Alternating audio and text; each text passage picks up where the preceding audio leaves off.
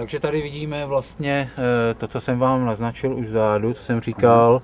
Tady je injektor, který jde do sání a v něm se vlastně rozprašuje dojemné mlhoviny. Přetvořená směs vlastně z toho reaktoru. Ze sání už pokračuje dál vlastně a obohacuje tu samotnou palivovou směs. Zvedá se výkon motoru, motor se stiší. U starších typů vozů se snižuje okamžitě kouřivost, je to znatelné, ano. Aha, takže tím pádem se i pročistí jak kdyby motor, takže nějaká i prodlužuje životnost motoru, oleje a ostatních dílů. Krásně jsem se zakoktal.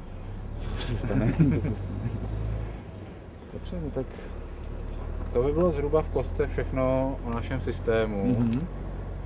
Úspory vlastně, co jsou uváděné na stránkách, jak jste se ptali, je tam 10 až 50%. Vysokých procent dosahujeme hlavně u klasických motorů, hlavně na traktorech, kde není turbo. Motory s turbem mají vyšší účinnost tepelnou, ta úspora je o něco nižší, ale úspora tam taky, ale výrobce v každém případě garantuje 10% úsporu.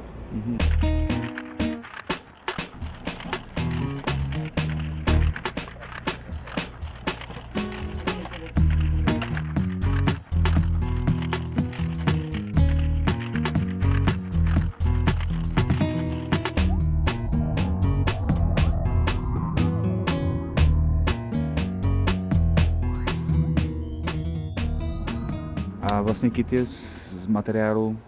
Je to všechno z Antikora vlastně, takže tam není ani problém se stářím nebo s nějakým reznutím, nic takového. Dobře.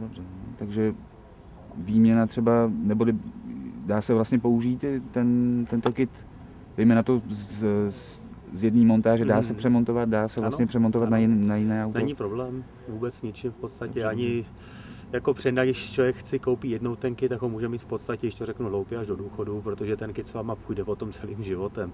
Jo, dá se to takhle udělat. Nashledanou.